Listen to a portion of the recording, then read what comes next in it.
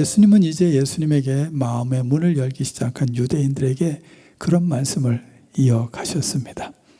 너희가 내 말에 거하고 내 말이 너희 안에 거하면 너희는 나의 참 제자가 될 것이다. 진리를 알지니 진리가 너희를 자유롭게 하리라. 주님이 이 말씀을 하시자 듣고 있던 그들이 그렇게 대답을 했습니다. 예수님, 아니 우리가 아브라함의 자손인데 그래서 한 번도 누구의 종이 된 적이 없는데 어떻게 우리에게 자유를 말씀하시죠? 자유자가 되라고 말씀하시죠? 주님은 그들에게 이런 말씀을 하고 계신 거지요. 나도 알아. 너희가 아브라함의 자손인 것을 나도 안다. 그런데 왜 그렇게 아브라함의 삶과 너희들의 삶은 다른 것이지? 그러니까 예수님은 그들에게 말씀하시기를 아브라함의 자손인 것은 알겠는데 아브라함처럼 살아가지 못했던 그들의 삶을 그렇게 지적하고 계셨던 거죠. 자, 그렇다면 아브라함은 어떻게 살았죠? 하나님의 말씀 앞에서. 아브라함을 아브라함 되게 했던, 아브라함을 만든 단어, 아브라함의 삶 속에 관통하는 소중한 하나의 단어가 있잖아요. 그게 바로 하나님 말씀 앞에서 그가 보여주었던 순종이었습니다. 그가 복이든 복의 근원이든 믿음의 조상이든 아브라함을 만든 단어는 하나님 말씀 앞에 보여준 순종입니다. 생각해 볼까요? 나이 75세 되던 해 하나님 아브라함을 부르셨습니다. 그래서 말씀하셨어요. 너의 본토, 친척, 아비 집을 떠나서 내가 지시할 땅으로 가라. 그곳이 어떤 곳인지 갈 바를 알지 못해도 그곳에서 무슨 일이 어떻게 일어날지 아무것도 몰라도 아브라함은 그저 하나님의 말씀이 자기 가슴 속에 들어왔을 때 하나님이 주신 약속 하나 붙들고 기꺼이 떠나잖아요.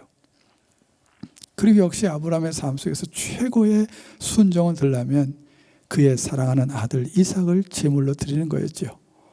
100세에 낳은 아들. 아브라함에게 있어서 이삭보다 귀한 아들이 또 어디 있겠어요? 눈에 넣어도 아프지 않고 그저 건강하게 자라는 것만 봐도 행복한 아들. 어찌 보면 아브라함 노후에 그의 희망이었고 기쁨 아니었겠습니까? 근데 하나님 말씀하시는 거예요. 그 사랑하는 아들 이삭을 제물로 드리라고. 아브라함은 그런데 그 하나님의 말씀 앞에 2번 고민도 하지 않습니다.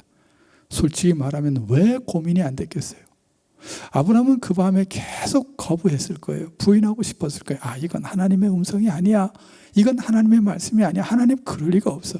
아브라함은 계속해서 그 하나님의 말씀 앞에서 거부하고 부인하려고 했을 거예요. 그런데 그게 아닌 걸 어떡합니까?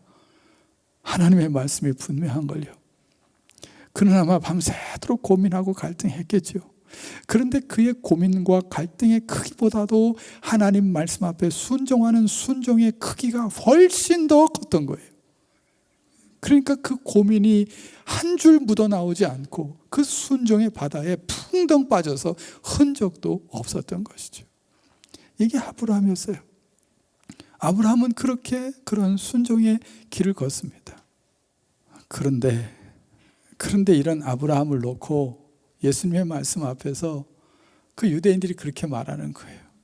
우리가 아브라함의 자손인데 무슨 자유를 말하냐고, 종된 적이 없는데. 그런 그들 앞에 주님이 말씀하시는 거죠. 정말 아브라함의 자손이라고? 맞지. 그런데 그렇게 당당하게 아브라함의 자손이라고 말하려면 아브라함이 살아냈던 그 삶의 흔적이 너희들에게도 있어야 되는 거지. 결국 무엇을 얘기하는 것이죠?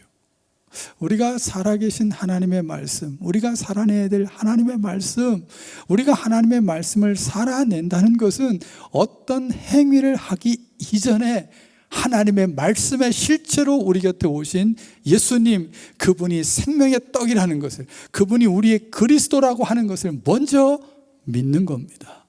진실로.